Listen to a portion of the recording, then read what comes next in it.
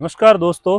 आज मैं आपसे एक हाथ जोड़ के अनुरोध करता हूं कि जिस हिसाब से गंगानगर का टेम्परेचर ऊपर जा रहा है, इसमें खुश होने वाली कोई बात नहीं है। अनुरोध ये है कि आप अपने घर के बाहर, चाहे वो शहर है चाहे गांव है, घर के अंदर या बाहर, शहरों में खास तौर से जगह नहीं होती, फिर भी हमें ये प्रयास करना है कि शहर है तो घर के बाहर जो आपकी गाड़ी पार्किंग का स्थान है, गाँव में जैसे आंगन है, आंगन के जस्ट आगे आप कम से कम 2 पौधे लगाएं और आने वाले समय में आने वाली नस्लों के लिए एक पूंजी छोड़ के जाएं। यानी कि आप 2 पौधे लगाओगे, उससे गंगानगर का जो टेम्परेचर ऊपर जा रहा है, 50 के आसपास जा रहा है, वो शायद कम हो जाए। हमें ये प्रयास करना पड़ेगा।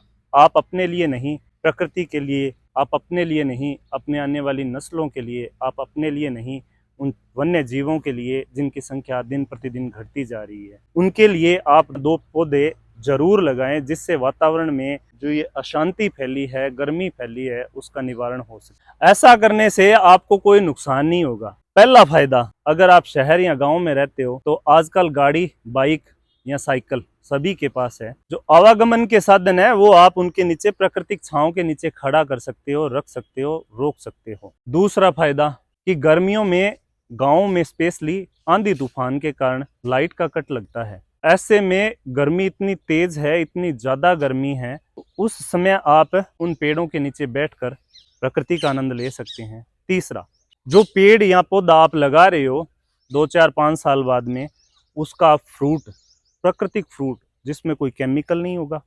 मान लो आप नींबू का पौधा लगाते हो या आम का पेड़ लगाते हो, तो उसमें प्राकृतिक आम, नींबू या अन्य लेसुआ जैसे प्रजातियां हैं, उनका लाभ ले सकते हो। बेरी का बेर का लाभ ले सकते हो। चौथा और सबसे महत्वपूर्ण, वातावरण की गर्मी हमें कम करनी पड़ेगी। अगर ऐसा नहीं करते हैं तो आने वाले समय में परिणाम के लिए भी तैयार रहें। आप ऐसे परिणाम आएंगे कि आप उनकी कल्पना नहीं कर सकते। अगर आप उनकी कल्पना करते हो तो आपकी रूह कांप जाएगी। ऐसे परिणाम आएंगे आने वाले समय में। इतनी गर्मी, इतना टेम्परेचर। अभी कई बार देखते हैं कि जो किसान भाई हैं वो क्या करते हैं, अपने खेत के जो बाहर या खेत के अंदर जो पेड़ हैं उनको ये कंप्यूटर करावा या ऐसा कुछ बोलते हैं कि उनको सपाट करने के लिए, ज़मीन को पद्धर करने के लिए कुछ एक पेड़ होते हैं, उनको काट देते हैं।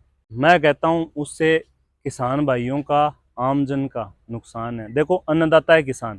अन्नदाता ने सारी उम्र दिया ही दिया है, सारी उम्र, कई पीढ़ियों से अन्नदाता हमें देता ही आ रहा है। अन्नदाताओं से अनुरोध है कि पेड़ काटे नहीं, पेड़ और लगाएं। हो सकता है पेड़ जो आपकी खेत के अंदर है वो शायद नुकसान करता हो, आप खेत के चारों तरफ पेड़ लगाएं।